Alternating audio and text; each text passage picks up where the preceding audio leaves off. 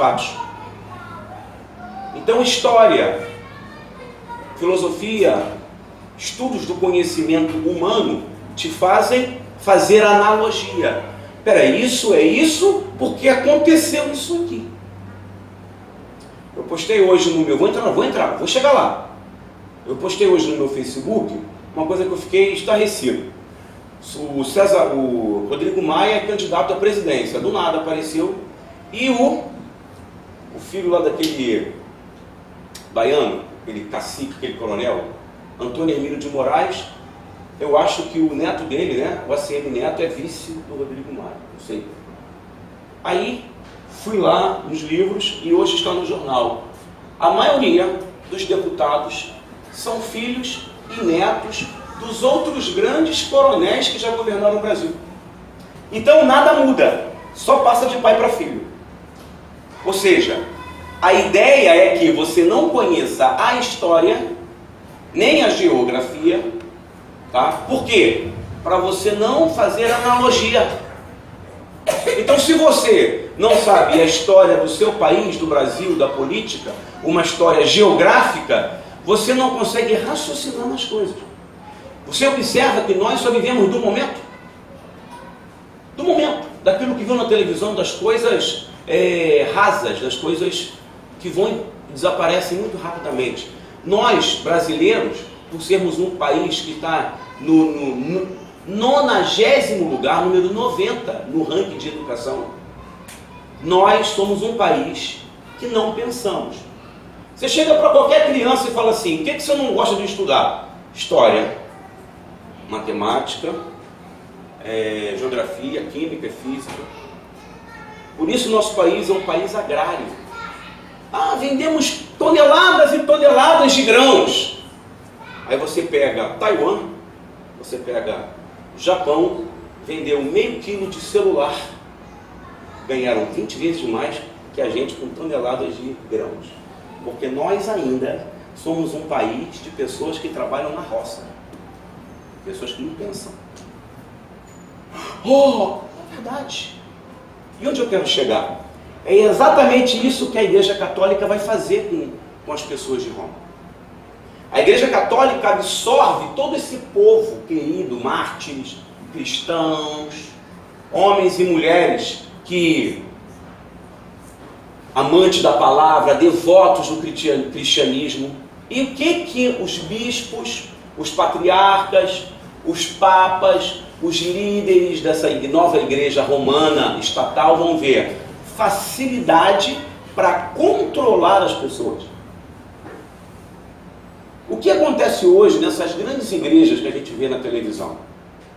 Primeira coisa que tem no rodapé do programa, a conta bancária da igreja, é ou não é? A conta bancária. Eu não assisto e nem escuto. Quando você vê a mensagem, é só mensagem de promessa. Você vai ter isso, você vai ter aquilo. Isso é um 71, isso é charlatanismo. Embaixo está escrito a conta, aquilo é psicológico.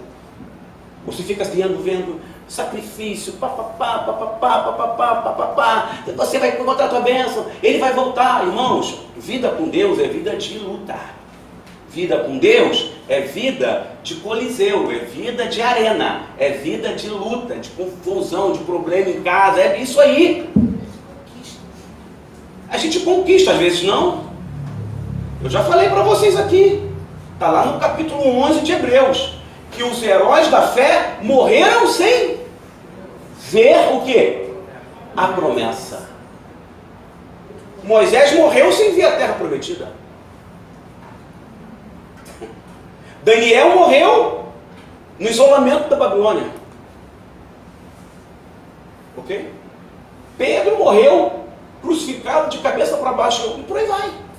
Então, o mundo que nós vivemos, as mesmas potestades que dominavam a Idade Média, que nós vamos ver agora através da igreja, que pega o amor desses cristãos, tá? É a idiotização das pessoas. Eu, quando era adolescente, meu pai falava para mim assim: para que você quer estudar, rapaz? Você vai ser um pastor. Estudar para quê? O que você quer estudar? Você vai pregar. Eu falei: tudo bem. Eu tinha acabado de passar para Epicar. Eu poderia ser hoje um coronel da Força Aérea. Poderia ser piloto de caça. Eu já seria coronel hoje. Não fui, fiquei. Depois passei para a UERJ. Passei para Direito na UERJ, não fui. Era novo, estudava muito. Falei, vou ser pastor. Maravilha, eu gosto de ser pastor. Acho que eu quero seguir o resto da minha vida sendo pastor. Mas se lá atrás eu tivesse me formado, hoje eu poderia dar muito mais e influenciar muito mais pessoas. Entendeu? Porque lá na frente eu não tive estrutura para seguir com o ministério. E aí a minha vida caiu. Você entendeu? Então nós temos que procurar o conhecimento, a sabedoria. Tá? Então nós vamos aprender hoje que não pode acontecer conosco nos dias atuais o que aconteceu com a Igreja Católica. O nome católico, não use esse nome como se fosse a igreja agora, a igreja daqui, da Candelária. Chamava-se Igreja Romana Imperial. Certo? Esse processo de ser católico vai ser um processo gradual e lento. Então as pessoas, pode passar a primeira imagem. Não recebeu não? Recebeu? Essa é a primeira imagem? Não. Não te mandei não? A próxima imagem. Está certo, agora não saiu aqui. A Idade Média é onde acontece tudo isso que eu vou falar. Então, foram 300 anos de perseguição aos judeus, aos cristãos, não foram? Sim ou não? Sim? Vocês estão assustados, gente? Querem uma água, uma coisa? Está muito calor? Está calor aí, gente? Liga aquele ar lá, ó, por favor. Tá bom? Caramba, que tá muito calor. Deixa eu ver esse aqui, acho que esse aqui, porque esse aqui eles ligam ar quente de vez em quando, esse aqui. Então a Idade Média começa assim que Constantino permite que os cristãos possam ser livres. Certo? Falamos isso. Cansei de falar. E aí começa um outro calvário. Aí começa um outro problema. Aqui começa outra... tudo muda. Porque nesse momento a Europa vive um momento de paz. As guerras deram uma trégua. O dragão com dentes de ferro, quem é? Falei semana passada, que a Bíblia fala em Daniel e Apocalipse. Roma. Roma é falado na Bíblia como um dragão. O dragão já cospe fogo. Já come carne humana. Ainda com dente de ferro. Certo? Eu falei para vocês, eles dominavam a arte do ferro. Tá? Os exércitos romanos tinham mais armaduras do que soldados. Então eles manuseavam bem a metalurgia. Então começa aí, tá? Pode passar. Tá? O nascimento da Igreja Imperial Romana com o fim das perseguições, tá? Uma nova política, um novo social e um novo econômico. Ou seja, o que é uma nova política? Aquela política dos imperadores baixam a bola, param de matar todo mundo, já não tem tanto poder. O poder é dividido com a igreja, os bispos vão humanizando mais o governo, os pobres vão sendo atendidos. Falei para vocês, está lá no número 6, fim da escravidão. Número 3, relativa paz entre as províncias. Tá? Decretado o fim do paganismo. Lembra do paganismo? Que o paganismo, todas as religiões que estavam em Roma, Teodósio baixa um decreto e fala, a partir de hoje... nós somos monoteístas, somos só cristãos. E o paganismo está fora. Monoteísmo é o quê? O que é monoteísmo? Crença em um só Deus. Um só Deus. Poli, vários deuses. Então de politeístas passaram a ser monoteístas. Tá? Nasce Constantinopla, por quê? Constantino, falei semana passada, ele era o imperador em Roma. Quando ele vê os visigodos entrando, os bárbaros entrando, ele fala, vou montar uma estratégia, vou sair daqui, vou fazer meu escritório lá no Estreito de Bósforo, lá na Turquia, lá em Constantinopla. Lembra? Mostrei o mapa direitinho para vocês? Então o Império Romano ficou em 2 lugares. Só que o que aconteceu? Isso fortaleceu a Igreja Católica. Porque aqui, em Roma, tá? Apesar das invasões, apesar da saída do paganismo, apesar do exército ter saído e migrado lá para o Estreito de Bósforo com Constantino, e lá ele estava dominando, matando, entrando nas cidades. Aqui o poder ficou isolado na mão do Papa. Lembra do Pontifex Maximus? Falei semana passada. O poder fica na mão dele. Então fica muito mais fácil de manipular as pessoas. Então o Papa, nós vamos ver depois, que ele passa a ser juiz. Os bispos passam a ser os políticos, os senadores. Eles passam a comandar todo o governo. E as províncias onde o império alcançava, quem alcança agora é a Igreja Católica. Ela entra com aquela mão de Cristo, né? Aquela mão protetora, aquela mão amiga, mas na verdade o que ela quer? Terra. Você percebeu que no Ocidente, no mundo ocidental, né, Europa, América, de esquina em esquina tem uma igreja católica? Então houve uma caçada pelas terras. As próprias cruzadas que nós vamos falar, caçada por terra. Terra é poder. Terra é... Ninguém rouba terra. Você compra um terreno, vou lá roubar o terreno do Marcelo, pegar uma escavadeira, vou escavar. Não, aquilo é teu. Então terra é poder, tá certo? Fim das hierarquias políticas e magistradas, tanto é que a Igreja Católica agora vai assumir isso. Os antigos templos agora são basílicas e igrejas. Cada cidade que os missionários católicos entravam, fundavam uma nova cidade com uma basílica, tá? Basílica é uma grande igreja, bem espontânea. Missionários cristãos se espalham pelo mundo. Próximo. Beleza. A igreja na Idade Média. Olha os padres aí. Então eles vão crescendo, vão tendo toda aquela vestimenta sacerdotal. Isso é muito copiado dos sacerdotes judaicos, essa vestimenta sacerdotal. E Jesus não tinha nada disso. Jesus era simples, né? João Batista. Então, a questão do poderio hierarquizante da pessoa sendo a mão de Deus na terra, isso vai subindo na cabeça dele. Poder. Próximo. Mais uma imagem ali, Pontifex Maximus, né? É a ponte máxima, o mediador máximo, tá? Os papas se autodenominam mediadores na terra. Essa questão do papado começa no ano 400, é ali que começam os papas, tá? Jesus alertou sobre a falsa igreja. Então Jesus ele fala sobre essa falsa igreja em João 10:2. Olha o que está escrito lá: mas o mercenário e aquele que não é pastor, de quem não são as ovelhas, quando vê vir o lobo, deixa as ovelhas e foge, e o lobo as arrebata e dispersa as ovelhas.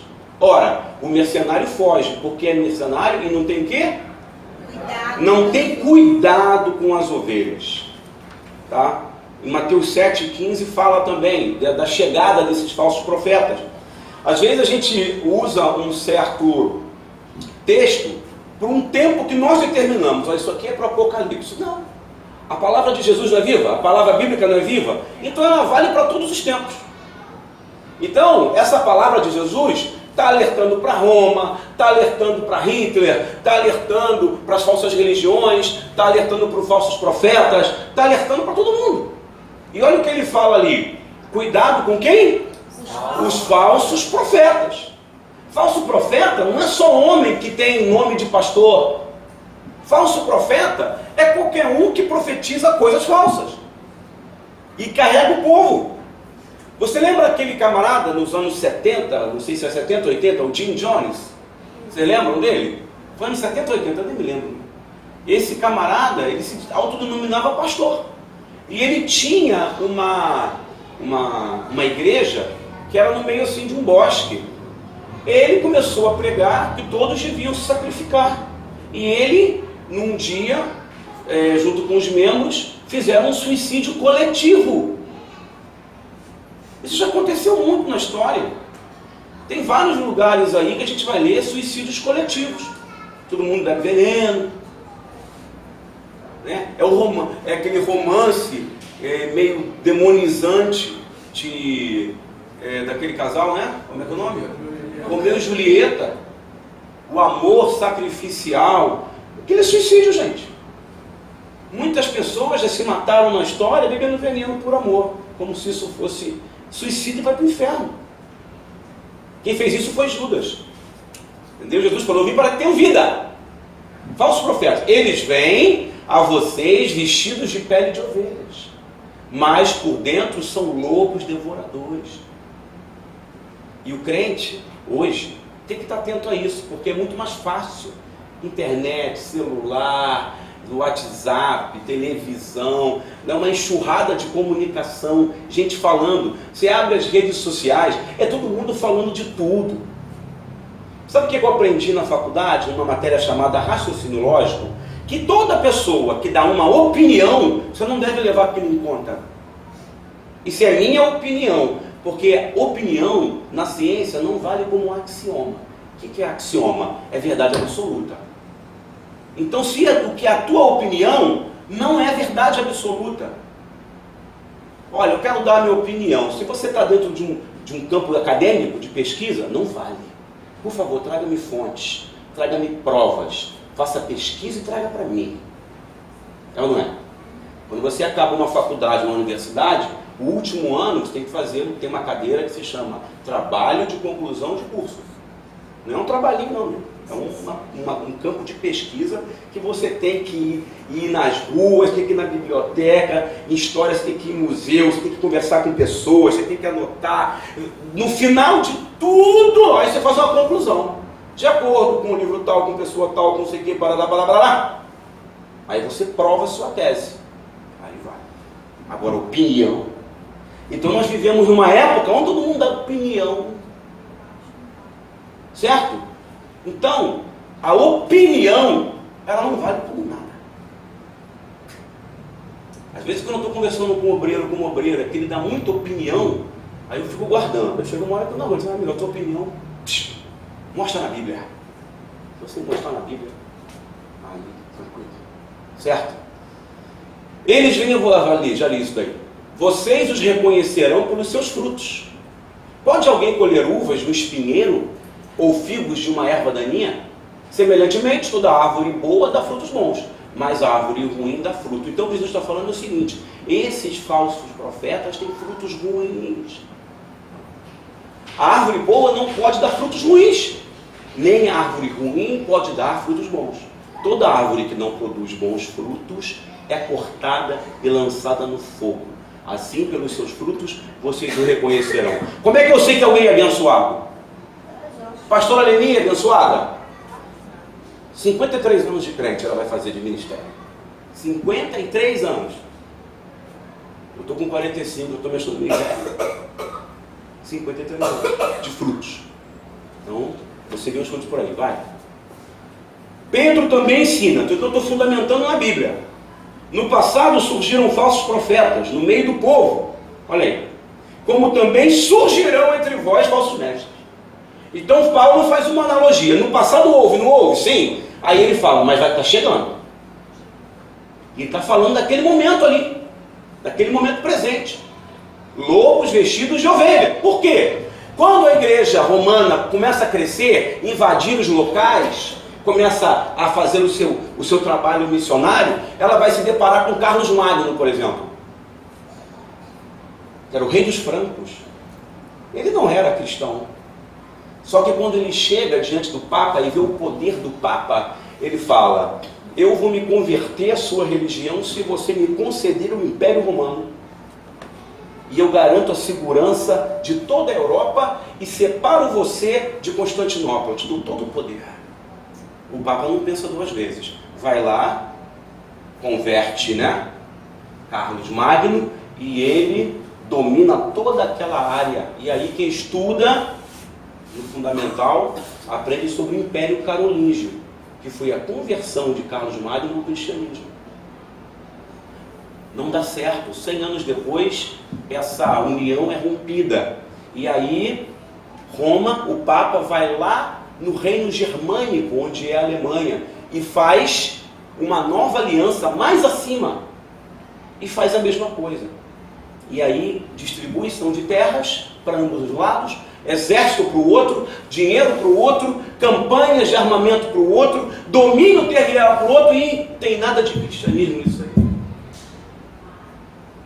Às vezes me causa náuseas quando eu vou num lugar e tem aquele montão de pastor com aqueles carros, cada um carro de 300 mil, 400 mil, e eles descem do carro como se eles fossem alguma coisa. Sabe o que a Bíblia fala? Que nós, para o mundo, somos como esterco.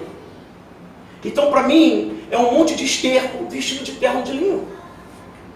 Porque nós não somos nada. Nada. Tudo aquilo ali é ilusório, é abstrato. Não tem nada de Deus. Um pastor, muito amigo meu lá de Orlando, falou, chegou um pastor famoso aqui em Orlando, abriu uma igreja. Sabe o que ele faz? Ele fez uma pesquisa, pagou uma empresa para fazer uma pesquisa com quem é crente aqui, os brasileiros que são crentes. Ele pegou o telefone de todo mundo e manda WhatsApp bombardeando, sai dessa igreja, agora chegou a igreja de Deus, agora chegou uma igreja boa, agora você vai ser prosperado. Não. É o mesmo espírito. Próximo. Estão entendendo, gente? Estão entendendo o domínio dessa igreja? Estão entendendo o domínio que não tem nada de Deus? Foi se perdendo. Aquele feeling dos mártires, sabe? Aquele sacrifício dos mártires, foi se perdendo. Agora é tudo luxo, poder, certo? Os bispos, os novos bispos, os arcebispos, nada tinham de cristãos. Eram pagãos que se convertiam para trocar poder, troca de alianças. Mas você tem que vestir a bata católica. E aí, por exemplo, quando Carlos Magno, ele vai com todo, o povo vai todo para Roma. Porque Roma era Nova York da época. Quem não quer morar em Nova York? É ou não é? Quem não quer morar em Paris? Quem não quer morar num grande centro? Roma era isso. Dinheiro, poder, fama, mulheres, jogo, prazeres. O pessoal ia. Só que quando ia, o que levava com eles? As multidões. Mas o que as multidões levavam consigo? A toda a cultura deles. Quando os africanos chegam aqui no Brasil, o que eles trazem? Não é culpa deles não, gente. Isso é normal. Quando um povo, há um entroncamento entre um povo e outro, há uma troca de cultura. Quem gosta de feijoada aí? Eu adoro. Mas não posso comer mais, né? Agora eu tô... Tu não gosta não, Gustavo? O Gustavo já sabe, né? Quem gosta aí de canjica? Comida indígena. Feijoada africana. Deixa eu ver mais. Quem gosta aí de biju? Biju, como é que chama? Tapioca, mas tem outro nome. O pessoal come aí. É tapioca, né? Tapioca, aí. É indígena. E tem outras comidas. Entendeu? Então, a cultura. Por exemplo, quem gosta de tomar banho aí? Todo mundo, né? Eu, por exemplo, eu vou aqui. Meu carro? O que foi? Sabe onde é o alarme, né? Embaixo ali da alavanca. Por exemplo, eu falei que gosta de tomar banho, né? Vamos lá.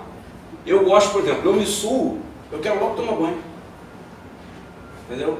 Tomei banho, acordei, preciso ir no mercado fazer compra. Quando eu chego em casa, não, vou tomar um banho. Isso é cultural. Isso é indígena. O Lucas já é filho de índio mesmo, né? Brabo. Ele só gosta de andar descalço. E desde que nasceu, não se cobre. Porque ele só volta a comprar uma rede para ele e botar lá em casa. Ele não se cobre. E ele só anda descalço. Primeira coisa que ele chega, ele fica tentando tirar o sapato. É índiozinho. Entendeu?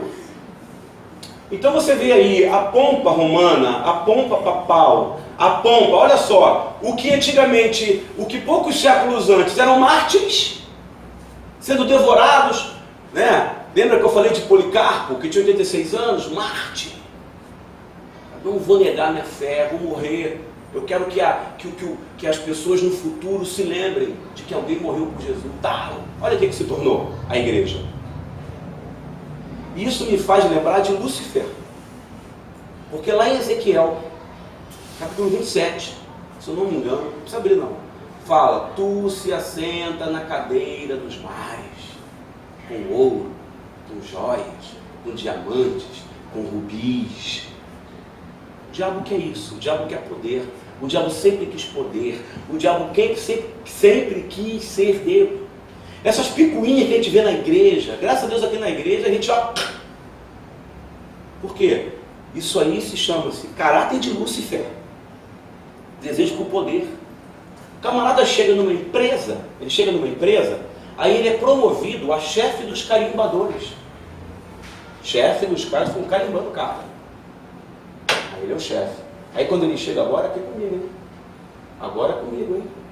O chefe dos serventes de pedreiro. Acabou a bagunça aqui. Agora tem gente que manda aqui. O cara é chefe dos serventes. Mas ele tem um caráter luciferiano. Ele quer poder. Enquanto que a gente, hoje, a nossa teoria é diferente. Hoje nós temos uma liderança para agregar. Entendeu? A liderança de Cristo agrega, não domina. Né? Se Jesus fosse um dominador, ele pegava aquela mulher adulta e ele fala assim, que se cumpra nela a lei mosaica. E depois ele fala, quem não tem pecado, atire a primeira pedra. Ele não fala isso? Por que ele falou isso? Tem uma revelação aí.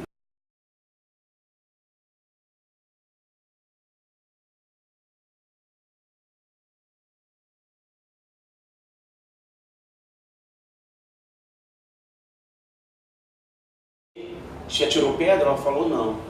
Então eu não vou atirar, porque o único sem pecado aqui sou eu. Então ele falou para ele mesmo, quem não tem pecado atire a primeira pedra. Ele podia pegar e arrancar ela do forno. Aí eu te perdoo.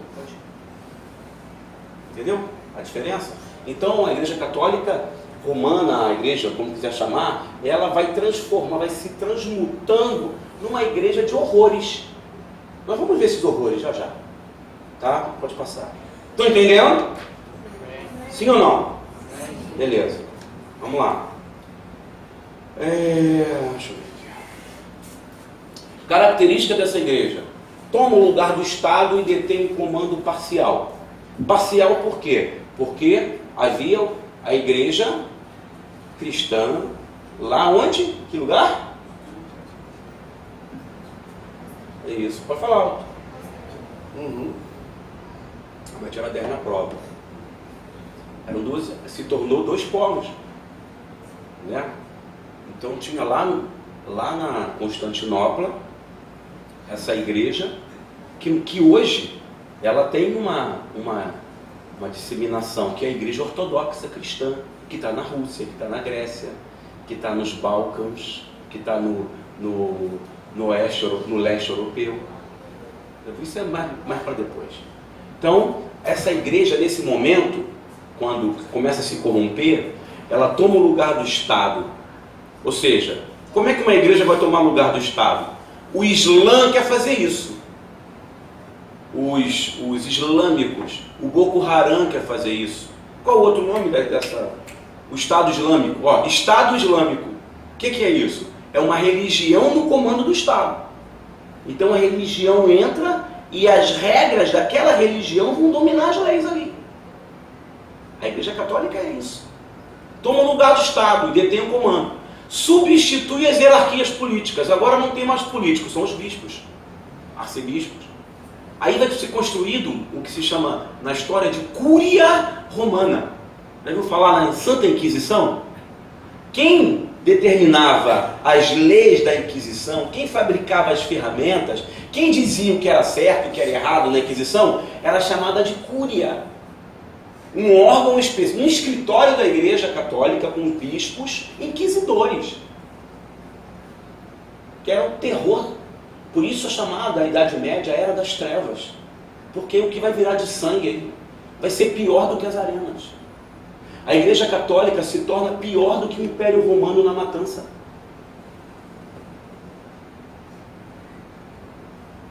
Você acha que todo esse poder foi à base de quê? De pedir de porta em porta esmola? Nós vamos ver. Eu estou falando de história, eu não estou falando de guerra de religiões não, tá? A igreja protestante hoje está igualzinha a ela estava antigamente. Funda um novo sistema de trabalho, o feudal.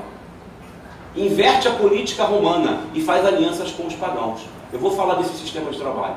A base doutrinária vai ser filosófica e helenística. Isso é mais difícil, quer dizer que a base filosófica era grega. O que eles fazem? Eles vão beber na fonte da filosofia, do conhecimento, porque filosofia é estudo do conhecimento, do saber. Estudo do saber. Por que as pessoas não gostam de filosofia? Porque tem que ler Platão. Você lê Platão é chato mesmo. Só que conforme você vai lendo, você, caramba, meu Deus. Você vai ler Aristóteles, você vai ler Epicuro, você vai ler Sócrates. Você vai ler os homens que fundaram o conhecimento lógico. Tá? Então, os padres, todos eram formados em filosofia, mas eles vão excluir o povo do conhecimento. O povo não vai estudar, não vai saber ler nem escrever. Eu te pergunto, por que no Brasil não adianta, por mais que você dê um abraço na Lagoa Rodrigo de Freitas, vista a camisa da paz, solte pombas brancas no céu e peça educação, por que o governo não faz? Por quê? Dinheiro está sobrando, gente. Dinheiro só. Nós somos a 8ª economia do mundo e somos o 90º em educação.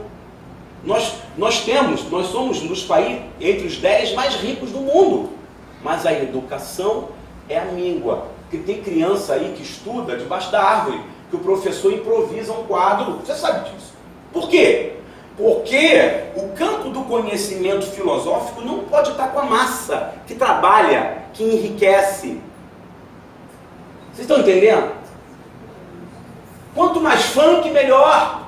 Quanto mais samba, melhor. Quanto mais carnaval, melhor. Quanto mais feriado, melhor. Quanto mais música, quanto mais... E Lollapalooza, rock... Nenhum país tem tanto Rock in Rio como nós. É Rock in Rio todo ano, gente. Aquilo ferve. Futebol. Eu gosto de futebol. Os heróis estão entrando em campo. Herói de quem, gente? Da onde? Novela. Tem crente que não vem nas minhas reuniões porque eu falo mal de novela.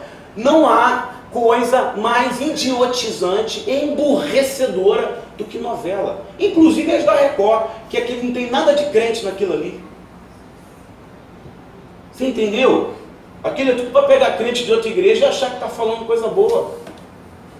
Ninguém lê Bíblia, ninguém vem na igreja, corre. Pessoa que eu entro aqui, corre. Porque vai ter que escutar.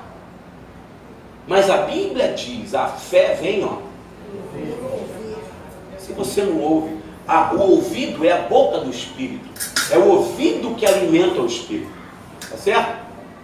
Então, eles dominam a filosofia, dominam o conhecimento. Então, ó, você vê um padre hoje, para o camarada ser um padre, ele tem que ser filósofo, ele tem que ser formado em direito, ele tem que falar 3, 4 idiomas.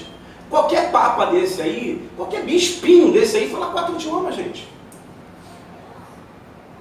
Negócio da pastorada que chama, agora eu sou apóstolo, agora eu sou irmão, eles estudam demais. Por quê? O conhecimento é poder. Conhecimento é poder. Você só conhece a história do pai que mandou o filho para outro país estudar? E ele falou para o filho, filho, você vai estudar no outro país. Aí ele falou, chega lá, você trabalha, procura um emprego, arruma uma casa para você morar, mas não esqueça, leia a Bíblia. Aí eu falei, tá bom, tá aqui meu filho a Bíblia. Não esqueça, todo dia, leia a Bíblia. A Bíblia vai te abençoar, a Bíblia vai resolver os teus problemas. Aí ele pegou a Bíblia, botou na malha e foi. Chegou lá no outro país, começou a estudar, trabalhar, pai, acabou o dinheiro, estou passando necessidade. O pai falava, leia a Bíblia. Leia a Bíblia. No segundo mês, pai, estou comendo só miojo, não estou conseguindo. Leia a Bíblia. Quinto mês, leia a Bíblia. Sétimo mês, leia a Bíblia. Um ano ele voltou. Quando chegou magrinho, com raiva do pai, com raiva da mãe, com raiva de Deus. Vocês não me ajudaram. Você tem condição. Aí o pai falou, você leu a Bíblia? Que eu vou lá ler Bíblia? Trouxe ela? Trouxe. Quando o pai abriu, não era a Bíblia. Era uma caixa cheia de dinheiro que bastava ele abrir e o dinheiro estava lá. Dinheiro para o ano inteiro. Ele sequer abriu a Bíblia uma vez. Tá? Leia a Bíblia. Características, eu já li isso não? Já. Já li ou não? Tudo não. Tudo não. Tá. 7. Junção imperialista. A Igreja Católica será então uma junção do Império Romano, aquele poder imperial, domínio absolutista, né? Autoritário, filosófico, porque tem o conhecimento e cristão. Então a Igreja tem esse viés trino, imperial, cristão e conhecimento. Aí fica fácil de dominar, né? Beleza, próximo. O resto já falei. A Igreja Católica e o paganismo, né? Conforme vai avançando, no ano 500, vai subindo, os anos estão subindo, as coisas estão acontecendo, né? Essa mudança não é na hora, é uma mudança lenta, né? A Igreja Católica retorna aos costumes das imagens, chama-se iconolatria. Iconolatria é o nome que se dá para pessoas que adoram objetos, certo? Por exemplo, a cruz. Nós podemos respeitar a cruz, mas a cruz, eu não vou botar, eu particularmente, não tem nada contra quem põe, mas eu não coloco a cruz no meu pescoço porque ela não me serve de nada. Tem gente que anda com aquele papelzinho de calendário com imagem de santo, já viu? Santinho, iconolatria. Santinho de papel. Iconolatria está ali, não botei não? Adoração por objetos, por coisas. Aí surgem as indulgências, que é a venda das remissões, venda do perdão. Aí o Lucas chega para mim, vamos supor, pastor, eu pequei. A prática tem até hoje no confessionário, né? Das igrejas católicas. Mas você fala para mim, olha rapaz, é o seguinte, qual foi o seu pecado? Aí eu prostituí. Esse é mais caro. Para perdoar vai ser mais caro. Vou aqui, deixa eu ver aqui no livro. Essa regra existe, vou mostrar para vocês. Deixa eu ver aqui. A, B, C, D, E, F, G, H, J, P, prostituição. Ok. Foi com uma mulher ou com duas? Com uma. Ok. Com uma só não vai ser tão caro. Vai ser R$1.500. Passa na secretaria, reza 5 Pai Nosso, está perdoado. Isso é indulgência. Venda de indulgência. Isso ocorreu por 600 anos. O Brasil, eu sempre falo, o Brasil tem 500 anos. 600 anos vendendo. Perdão. E o povo, por não ter conhecimento, obrigado. A Bíblia diz, errai por não conhecerem as Escrituras. Tá? Vem de um cenário dantesco no mundo espiritual. Ali, nesse momento, é construído uma imagem do inferno. Né? Antigamente eu me lembro que era criança, né? Me mostravam aquelas cenas do inferno, as pessoas assim, ó, metade caveira, metade gente.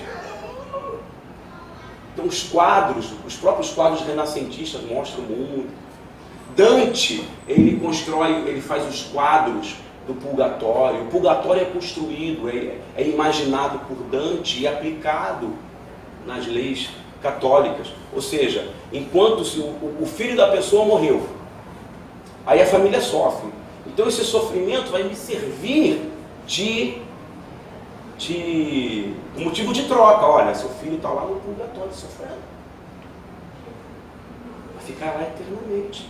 O que eu tenho que fazer? Você tem que pagar. Tem que pagar. Quanto? Deixa eu ver aqui. Ele morreu de quê? Ele morreu na guerra. Ok, vamos lá. A, B, C, D, E, F, G. Guerra. Aí olha para a pessoa tem muitas posses, é um nobre. Olha, R$25.000 para ele sair do purgatório e se encontrar com Maria.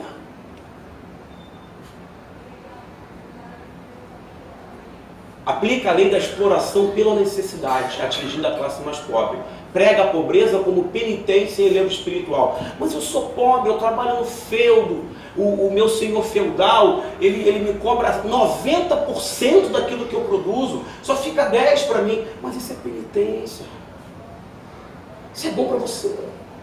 Isso aí vai te elevar a sua alma.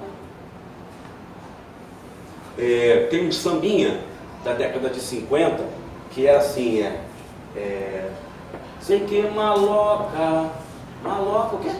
Guerra do samba aí, vai cantar ou não? Vai. Minha maloca, maloca querida, não sei que lá, velhinho, eu comprei minha maloca, tô feliz com a maloca que eu comprei, tem quase 80 anos, eu tô feliz com a minha maloca. É um samba desse troço assim. O que ele está dizendo ali?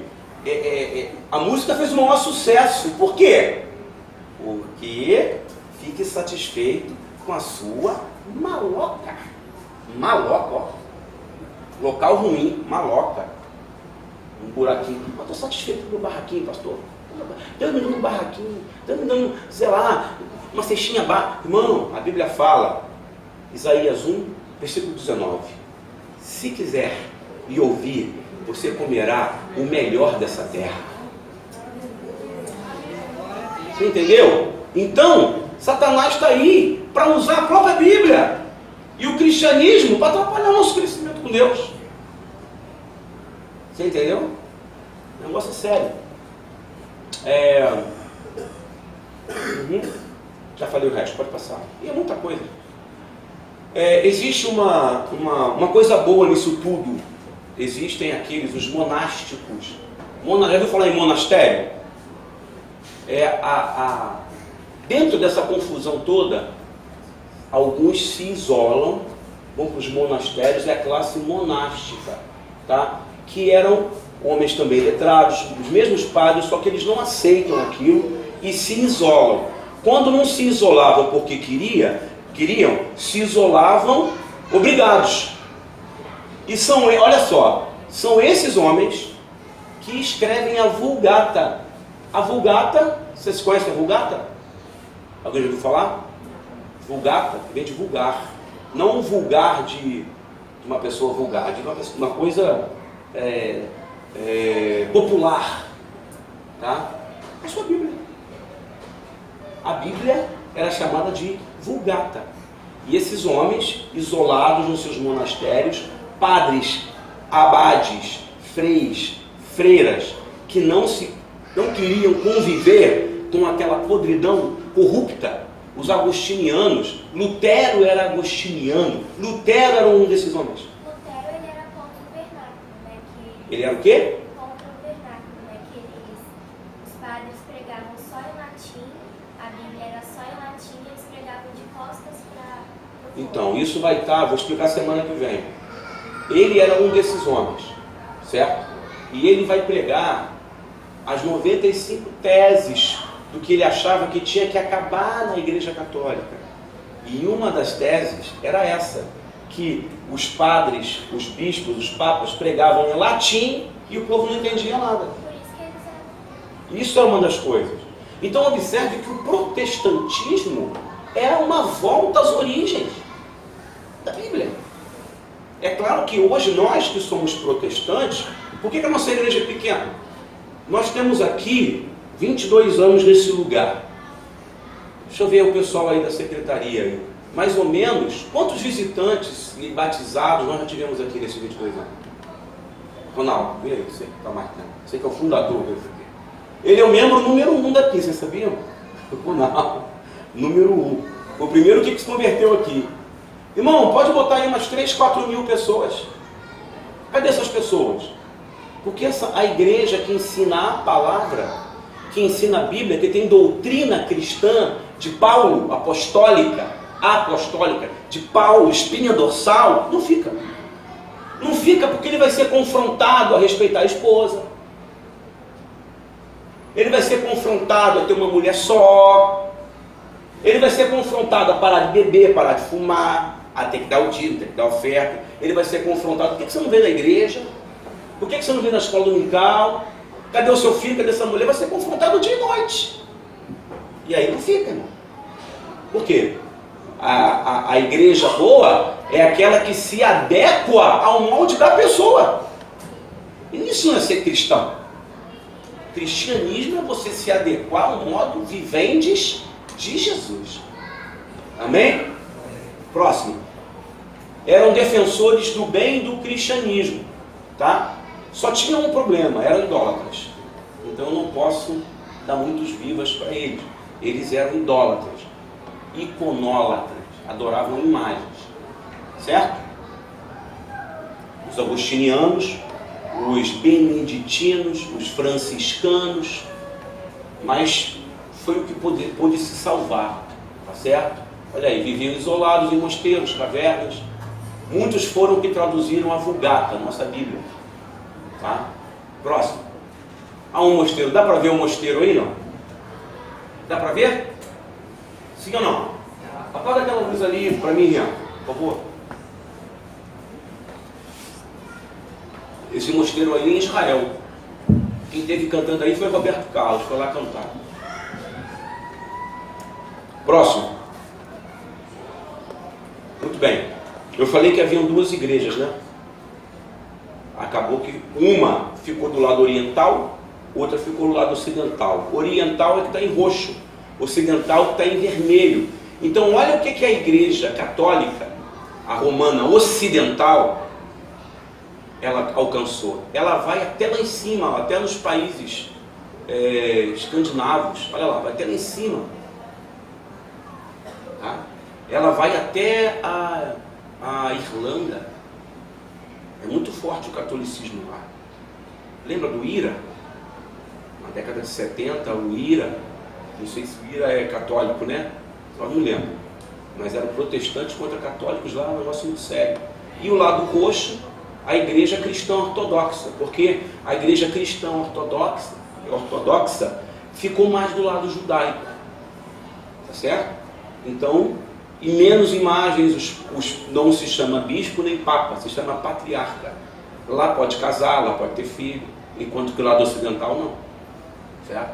Agora o domínio é maior. O domínio do ocidente é do lado mais rico, os países mais ricos, Itália, França, Espanha, Portugal, Inglaterra, vai subindo, Grécia, o norte da Europa, da África, pode passar. Olha a igreja ortodoxa aí, isso é hoje. Eu tive em várias igrejas ortodoxas na Grécia, tive numa ortodoxa na Alemanha, na Itália, e são os patriarcas, são cristãos ortodoxos. Eles vivem um jeito de ser cristão diferente do nosso, não pode nada, é bem sério. E na Rússia também ortodoxos, eles estão muito ligados na política também, são a favor de pena de morte, eles vivem como na época passada. O negócio lá é sério, mas não é a nossa praia estudar isso aqui hoje, tá? As missões da Igreja Católica visualizam terra, se espalham, fazem aliança. Já falei sobre isso, sobre o sincretismo, já falei sobre as relíquias sagradas, que o sincretismo traz de volta ídolos, santos, objetos, todo esse material que a gente usa aí, a gente faz simpatia sem saber, já viu? Ah, pastor, misericórdia, fala isso não, ó. Que é isso, pastor? Sola, está amarrado. Nós macumbiamos a igreja, macumbiamos. Está amarrado, pastor. Onde está isso na Bíblia? Está amarrado. Eu fui numa igreja que tinha 2 pastores expulsando demônio, uma fila imensa. Aí o pastor expulsava o demônio, e aí, até eu te expulso agora em nome de Jesus. Aí o outro pastor, está amarrado agora. Aí o pastor, eu te expulso agora em nome de Jesus. Está amarrado. Aí o pastor, irmão, eu expulso ou você amarra? Decide. É para ele ir embora ou para ele ficar amarrado? Decide. Tá? Vai embora. Aí o Salmo 115 fala sobre essa coisa da heresia, do sincretismo, dos deuses, dos ídolos. Olha, quem falou isso foi Davi. Porque me dirão os gentios, onde está o seu Deus? Mas o nosso Deus está no céu, fez tudo o que lhe agradou. Lê comigo, os ídolos dele são de quê? Prata e ouro, obra das mãos? Um Deus feito das mãos da criatura. Tem boca? Olhos e não veem, ouvidos e não ouvem, nariz não cheira, mão não apalpa, pé não anda, nem emite som. Aí ele fala uma coisa interessante: se tornem semelhantes a eles todos que o fazem e aqueles que nele confiam. Essa Bíblia é a tradução Vulgata. Os bispos têm, os padres têm, os papas têm, todos têm. Não tem alguma coisa errada, né? Vai. O Papa Gregório VII, no ano 1073, no ápice do papado, no ápice, quando eles tinham mais poder, olha a declaração dele. A Igreja Romana foi fundada somente por Deus. Aí olha o que ele fala. Somente o Papa Romano tem o direito de ser chamado universal. E somente ele pode usar a insígnia imperial. Somente seus pés podem ser beijados por todos os príncipes. Ele pode depor os imperadores e ele mesmo não pode ser julgado por ninguém. A Igreja Romana nunca errou, nem errará por toda a eternidade. Na minha tese de graduação, eu cito um dos trechos da Constituição Brasileira de 1824, artigo 99, que falava do imperador Pedro II. Qualquer decisão tomada pelo imperador Pedro II, certa ou errada, não lhe imputará culpa. Ele não comete erros. Então os caras acham que são deuses. Então, tem uma coisa chamada, não sei se vocês chegaram a ver isso, é muito na monarquia, inversão partidária. É quando um ditador, o Maduro fez isso agora na Venezuela. Ele inverteu toda a Assembleia, ele tirou todo mundo e botou gente nova. Chama-se inversão partidária. Sabe quantas vezes o imperador Pedro II fez isso aqui? 36 vezes. Porque ele era poder moderador e poderia fazer o que quisesse. 36 vezes. Ele demitiu todas as assembleias e botou gente dele lá. Imperador. Olha o nome. Imperador. Próximo. Isso aí não dá tempo de ler, não. Isso aí são as leis da venda de indulgência. Eu vou ler o 3 aqui, ó. O sacerdote que deflorar uma virgem pagará 2 libras e 8 soldos. Então, se um sacerdote estuprasse uma criança, ele pagava e recebia perdão e voltava a ser bispo. Vocês acham? Quem decretou isso foi o Papa Leão X. Vamos ver o 5. Os sacerdotes, olha que hipocrisia. Os sacerdotes que quiserem viver em concubinato com seus parentes pagarão 76 libras e 1 soldo. Se você quiser ser, você sabe que não pode ter mulher. Mas se você quiser ter uma amante lá, escondidinho, é só você pagar 76 libras e você vai perdoar. Passa. Não dá para falar tudo. 6. Para cada, isso são as leis de indulgências. Para cada pecado de luxúria cometido por um leigo, a absolvição custará 27 libras e 1 soldo. Ou seja, para o povo ainda era mais caro. 10. Se o assassino tiver matado 2 ou mais homens em um único dia, pagará como se tivesse assinado um só. Ou seja, promoção, mata 2 por dia, paga um só. Está muito longe não, isso é 1.500. Tá? Vai. A Inquisição, será que dá tempo? Vamos passar? Mais 10 minutos dá, não? A Inquisição foi o penúltimo golpe fatal da Igreja Católica. Que a Inquisição tridentina contra os protestantes era determinada em 1545 no Concílio de Trento. De século em século a Igreja fazia concílios para determinar novas leis, novas regras, ganhar mais dinheiro. Mas já havia a Inquisição da Idade Média, que era tão ruim quanto, né? Criada pelo Papa Gregório IX em 1233 por meio de uma bula. E aí dá-se o nome, a Era das Trevas, Tribunal do Santo Ofício ou Cúria Católica. Dá para ver aí o carrasco, lendo a bula? Bula papal eram as regras do Papa. Vai, vamos ver aí. Um junto. Entre mortos e feridos. Tá? Isso aí é de 1481 a 1800, já é na segunda parte da Inquisição. Foram 341 mil condenados na Espanha. Em Portugal, 29 mil. Queimados vivos, 31 mil. Queimados em espinhos, 17 mil. Esse foi só sendo queimados só. Só um número que eu achei, essa fonte que eu achei, dando números de quem foi queimado vivo. Só de queimado. Agora eu vou mostrar alguns aparelhinhos para vocês, que eles gostavam de usar. Berço de Judas. Dá para ver aí? Isso é um desenho da época. Tá? Ele foi condenado, na maioria das vezes, era condenado porque não pagava imposto, ou porque foi contra a regra do Papa, ou porque não pagou a indulgência. Qualquer motivo banal, a Inquisição ia lá e punia. Hoje, se a gente não pagar a luz, eles cortam a luz. Era mais ou menos isso. Não pagou, corta, mata. Isso aí chama-se berço de Judas. Amarra a pessoa na posição de 90 graus e ela fica sentada num banco de pirâmide. E a ponta da pirâmide no ânus da pessoa. E deixa a pessoa ali. Aquilo, o próprio peso da pessoa, vai rasgando o ânus da pessoa, ela vai morrendo de baixo para cima. Vai sangrando até a morte. E ela não consegue se mover, o peso vai achatando ela. Tá? Próximo, a Dama de Ferro. Já ouviram falar nessa?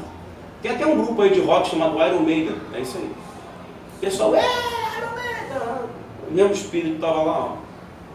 Essa Dama de Ferro toda é uma das maiores engenharias da crueldade romana, católica.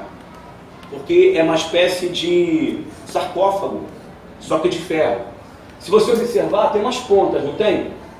A pessoa entra ali, ela fica encaixada e aquelas pontas, conforme fecha a porta, entram no corpo da pessoa. Mas nenhuma ponta toca em nenhum órgão vital do corpo da pessoa.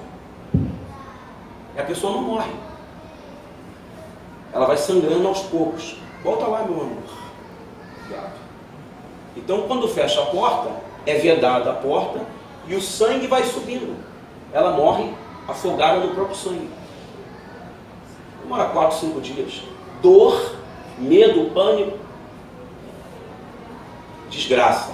Tá? A Igreja Católica fala que eles não fizeram isso. Você chega para o Papa, nos perdoem, nos perdoem, nos perdoem. Vamos vender um pouco de terra e ajudar os pobres, né? Vai, próximo. Algumas ferramentas aí, tá? A Dama de Ferro no meio, tem aquela máscara de ferro, tem o sapato de ferro, já viu? Que a pessoa ficava presa com o sapato de ferro, assim, na mesma posição. A pessoa, os nervos entram em colapso, a pessoa morre. Próximo. Aí as mulheres que sofriam muito, porque a imagem da mulher era demonizada. Então as mulheres eram que mais eram jogadas na fogueira. Entendeu? O homem queria trocar de mulher, acusava a mulher de adultério. Davam dinheiro para a cúria lá pegava ela e queimava ela como bruxa. Muito simples. Certo? Estou acabando. As cruzadas foi o golpe final, que em 1200 para frente, eles querem entrar no Oriente, tomar Constantinopla, tá? Proteger algumas províncias e alcançar mais terra. Então, foram 9 no total. Então nós queremos mais terras. Agora, quem lutar pela igreja, lutará por Deus. Teve uma cruzada que foi chamada Cruzada das Crianças. Eles pegaram todas as crianças do reino, botaram uma espada e mandaram para os turcos assassinarem. Foi um genocídio, um infanticídio. Certo? Próximo. Então, em 1905, o Papa Romano fez um discurso convocando os cristãos da Europa a marcharem em uma direção oriente para combater os infiéis muçulmanos que dominavam aquela região. Próximo.